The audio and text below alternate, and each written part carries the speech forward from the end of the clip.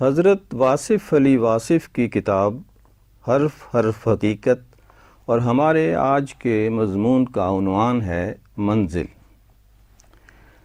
زندگی جہاں چاہے جب چاہے شروع ہو سکتی ہے اور جہاں چاہے جب چاہے ختم ہو سکتی ہے۔ عجب بات تو یہ ہے کہ زندگی سے پہلے بھی زندگی تھی اور زندگی کے بعد بھی زندگی رہے گی۔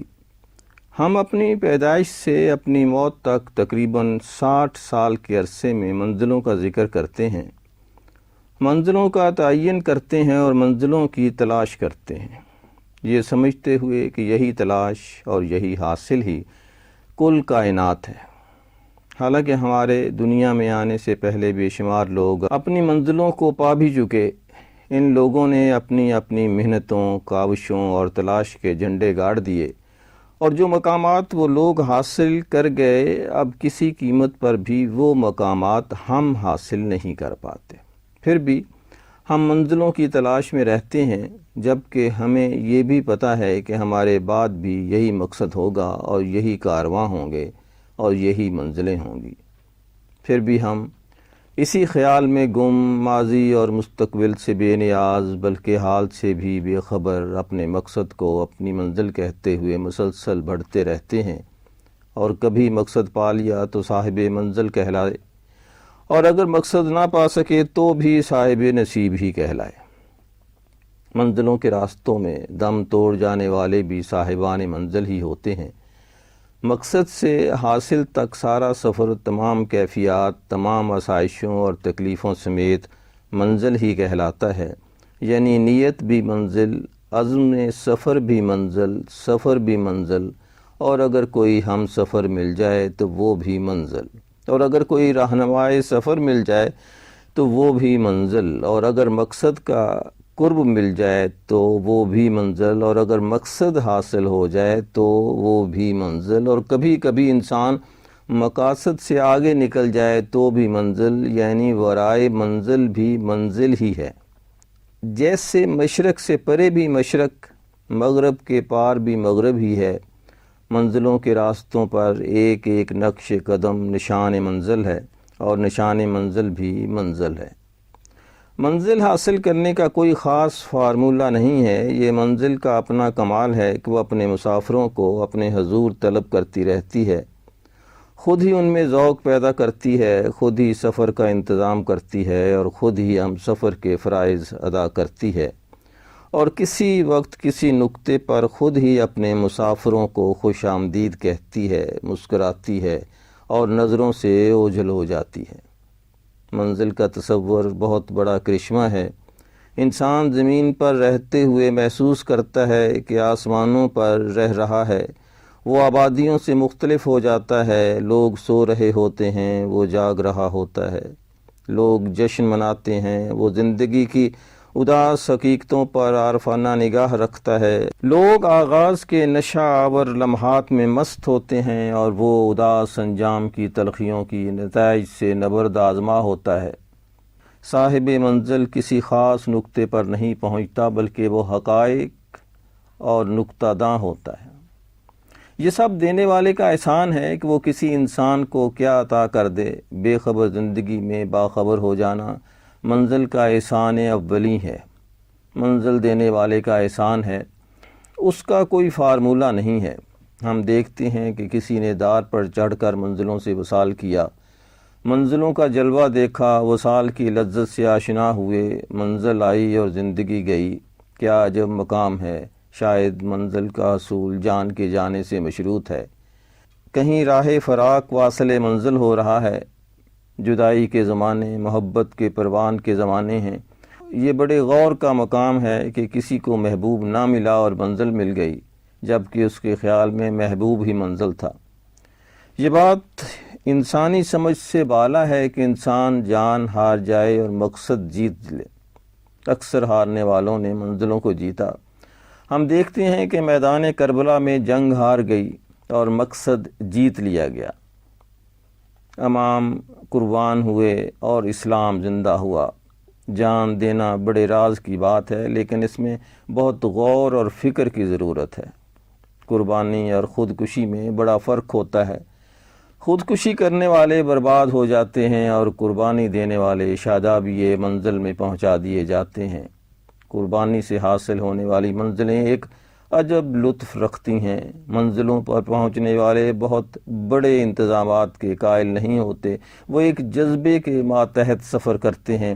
وہ جذبہ بھی بے پناہ جذبہ، صاحبان منزل کے پاس جذبوں کی فراوانی ہوتی ہے، وہ صاحبان یقین ہوتے ہیں۔ راستے میں دم توڑ جائیں تو بھی دامن محبوب نہیں چھوڑتے۔ ایک صاحب منزل نے کچے گھڑے پر تیر کر منزل محبوب کی طرف سفر کیا۔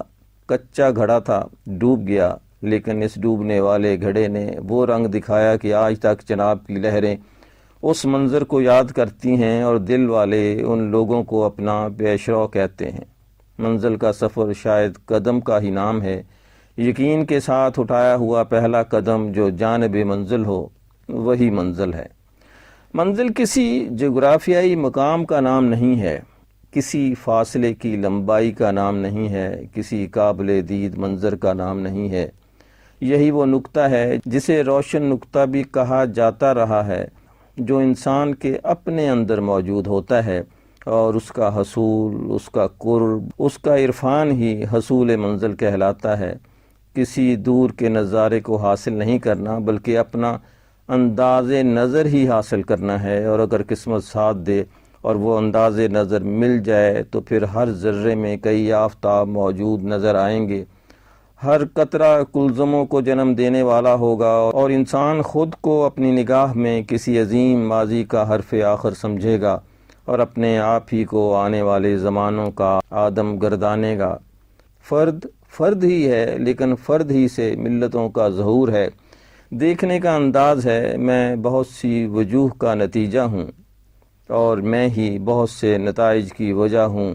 میرا ہونا بہت کچھ ہونے کے برابر ہے، اور میرا ہونا بھی کیا ہونا۔ میں نہ ہوتا تو شاید یہ کچھ بھی نہ ہوتا، اور اب میں ہوں تو بھی کچھ نہیں ہوں۔ یہی شعور منزلوں کی طرف گامزن کرتا ہے۔ میں ایک عظیم فنکار کا شاہکار ہوں اور اپنے فنکار کی تلاش میں سرگردہ ہوں۔ وہی میرا مقصد ہے، وہی میری منزل، اور اس کی پہچان کا صرف ایک راستہ بنایا گیا ہے کہ خود کو پہچانو۔ اپنی ذات کی منزل طے کرو، اس کی ذات کی رسائی ہو جائے گی، اور وہ ذات لا محدود اور لا فانی، ہر جگہ موجود، ہر مقام پر حاضر، ہر شے پر وارد، ہر ہونے کا باعث، ہر نہ ہونے کی وجہ، بنانے والی ذات، زندہ کرنے والی ذات، مارنے والی ذات، ذات مطلق کو تلاش کرنے کا اور کیا طریقہ ہو سکتا ہے؟ یہی وجہ ہے کہ کسی نے اسے آنکھ کے پردے کے اندر دیکھا، کسی نے اسے پردے سے باہر دیکھا، کسی نے صحراؤں کے اندر اپنی منزل پائی، کسی نے گلی کوچوں میں رسوائیاں حاصل کر کے اسے تلاش کیا، کوئی اس کی تلاش میں مارا گیا، کچھ لوگوں کو اس نے خود مار دیا۔ وہ ذات اپنے چاہنے والوں کو الگ الگ مقامات پر نوازتی رہی۔ وہ دار پر بھی ملا اور سنگ دریا پر بھی، ہر ایک نے اپنے آپ کو صاحب منزل ہی سمجھا۔ کچھ لوگ خاموش رہ کر مقامات پا گئے، اور کچھ لوگ گویائی کے چراغ جلا کر روشن چراغ ہو گئے۔ کچھ محبوب بنا دیے گئے، کچھ محب بنا دیے گئے، اور دونوں ہی صاحبان منزل ہوئے۔ یہی تو کمال ہے عطا فرمانے والے کا کہ دل بھی اس نے بنایا، دلبر بھی اس نے بنایا، دلبری بھی اس نے پیدا فرمائی، جلوے بھی اس نے عطا فرمائے، سوز دل پروانہ بھی اس نے عطا کیا، درد کے نغمات اس نے عطا فرمائے، اور پھر اس نے خود ہی نغمات سنے اور ان لوگوں کو منزلوں کے تحفے تقسیم کیے۔ اس ذات کی طرف سے ملنے والی ہر شے اعجاز منزل ہے۔ کبھی کبھی وہ اپنے مسافروں کو صاحب اسرار بناتا ہے، اور کبھی کبھی اس کے ساتھ رہتے ہوئے بھی انہیں اپنی خبر تک نہیں ہونے دیتا۔ وہ لوگ منزل پر ہوتے ہیں اور منزلوں کی تلاش میں ہوتے ہیں۔ جس طرح سمندر میں رہنے والی مچھلی پانی کی تلاش میں ہو، وہ پانی کو دیکھنا چاہتی ہے دور سے۔ اب پریشانی تو یہ ہے کہ جب تک وہ پانی میں ہے پانی کو دیکھ نہیں سکتی، اور جب پانی کو دیکھنے کے لیے پانی سے جدا کر دی جائے تو وہ زندہ نہیں رہتی۔ یہی عالم ان متلاشیوں کا ہے جو منزلوں پر ہیں اور منزلوں کی تلاش میں ہیں۔ منزلیں ان کی ہم سفر ہیں، اور وہ پھر بھی سفر میں ہیں۔ دراصل سفر اللہ ہی سفر مع اللہ ہے۔ منزل کسی خاص نقطے یا مقام کا نام نہیں ہے، یہ تو ایک نقطہ ہے، جو واہ ہو جائے تو بات بن جاتی ہے۔ وہ لوگ جنہیں ہم محروم منزل سمجھتے ہیں، دراصل وہ بھی محروم نہیں ہیں، یہ ہمارا اپنا ادراک ہے۔ کبھی ہم سمجھتے ہیں، کبھی ہم نہیں سمجھتے ہیں۔ بنانے والے نے یہ کھیل بنایا ہے کہ سب کچھ موجود ہے، موجود رہے گا، اور موجود کی گواہی دینے والا ہی غیر موجود ہو جائے گا۔ کیا تلاش، کیا سفر اور کیا منزل! ہماری منزل دینے والے کی منشا کا نام ہے، وہ جتنا کچھ دکھائے گا وہی ہمارا حاصل ہے۔ اس کے علاوہ تو شاید ہمیں معلوم ہی نہیں کہ یہاں کیا کچھ رکھا ہے، کتنی منزلیں، کتنے انعامات، کتنی سرفرازیاں انسان کے لیے موجود ہیں، لیکن مجبوری ہے کہ انسان کے پاس لامحدود وقت نہیں ہے، خزانے لامحدود ہیں، منزلیں لامحدود ہیں۔ محدود زندگی میں ایک فانی انسان کیا منزل تعین کرے، کس سفر پر گامزن ہو، کہاں سے چلے اور کہاں پہنچے؟ بس یہ دن ہے جو ہمارا سرمایہ ہے، یہی زندگی ہے جو ہم پر اس کا احسان ہے۔ اس احسان کو محسن کے نام پر ہی گزار دیا جائے تو منزل حاصل ہوگی، ورنہ وثوق سے کچھ نہیں کہا جا سکتا۔ اس کا فضل شامل حال ہو تو سونے والوں کو سرفراز کر دے، انہیں سب کچھ عطا کر دے، اور اگر چاہے تو جاگنے والوں کو محروم دو عالم کر دے۔ ہم سمجھتے ہیں کہ لوگوں نے منزلیں پالی، نہیں، یہ سارا کام کرنے والے کا اپنا ہی کام ہے۔ مسافر اس کے، مقصد اس کے، مسافرت اس کی، منزلیں اس کی، سرفرازیاں اس کی، اور سب احسان اسی کے۔ ہمارے ذمے ایک ہی کام ہے کہ دینے والے کا شکر ادا کرتے جاؤ۔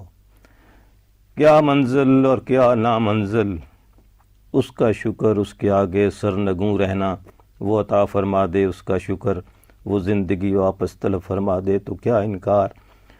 یہی منزل ہے کہ منزل تسلیم، منزل رضا، منزل تشکر۔ جو ملا اس کا شکریہ، جو نہ ملا وہ ہمارا تھا ہی نہیں۔ ویسے بھی اپنے مقصد بنانا، اپنے منصوبے بنانا، اپنی منزل کا تعین کرنا، اس کی تلاش کرنا اپنی جگہ پر درست ہوگا، لیکن پہلے تو سوچ لینا چاہیے کہ ہم خود کسی اور کا پروگرام ہیں، کسی اور کا مقصد ہیں، کیوں نہ اسے دریافت کیا جائے۔ یعنی مقصد کی تلاش کا مقصد ہی ہماری تلاش ہے۔ ہم وہی جاننا چاہتے ہیں جو وہ چاہے، وہ ہے اور ضرور ہے، بس کہاں ہے؟ جس نے یہ راز دریافت کر لیا، اس نے یہی کہا کہ اس کی معرفت یہی ہے کہ اس کی معرفت نہیں ہو سکتی، اس کا حاصل یہی ہے کہ اس کو حاصل کرنا ممکن نہیں، اس کو دیکھنا ناممکن ہے سوائے اس کے کہ اس کو دیکھنے والے کو دیکھا جائے۔ یہی پہچان ہے، یہی منزل ہے، اور اسی جانب سفر ہی ہمارا مقصود اور ہماری مراد ہے۔ توفیق وہ عطا فرمائے، عازم سفر ہم ہیں۔ اگر یہ منزل نہ ملے تو ہر سفر باطل، ہر منزل بولہبی ہے۔ یہی وہ منزل ہے جو ہم سے پہلے بھی موجود تھی اور ہمارے بعد بھی موجود رہے گی۔ یہ مضمون تھا حضرت واصف علی واصف کا، جو ہم نے ان کی کتاب حرف حرف حقیقت سے لیا۔ اظہر نیاز کو اجازت دیجیے۔ اللہ حافظ۔